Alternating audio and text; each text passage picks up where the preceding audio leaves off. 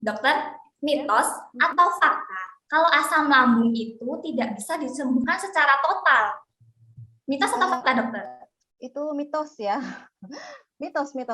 Karena sebetulnya penyakit MAH itu bisa banget disembuhkan asal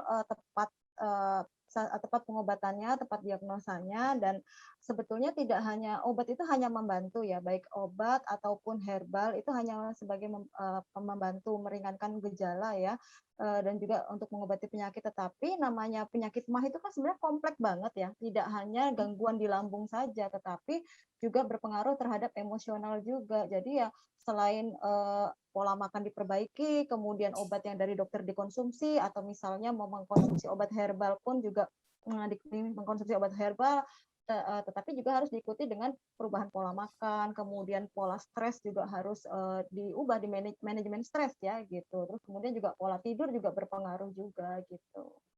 Jadi kompleks ya, harus holistik, harus semuanya diubah gitu menjadi gaya hidup sehat ya, lebih tepatnya gitu.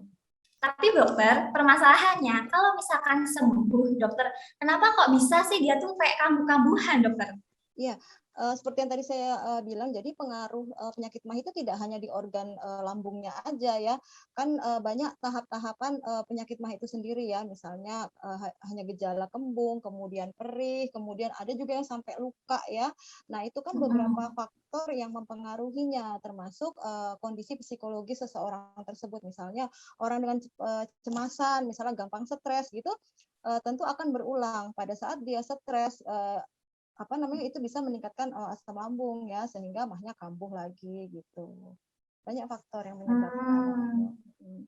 Kemudian misalnya pola makan nggak teratur gitu juga bisa, atau salah makan misalnya lagi sensitif terhadap pedas nih, kebetulan dia mengkonsumsi pedas, nah itu bisa juga memicu kambuhan penyakitnya begitu. Jadi banyak faktor. Berarti teman-teman, kalau misalkan MAH-nya sedang kambuh, itu bukan berarti MAH-nya tidak bisa sembuh gitu. Jadi tergantung yang seperti dokter katakan, bahwa kalau misalkan itu kambuh berarti balik lagi ke pola makannya, ke pola manajemen stresnya gitu ya, dokter ya? Iya, betul banget. Iya.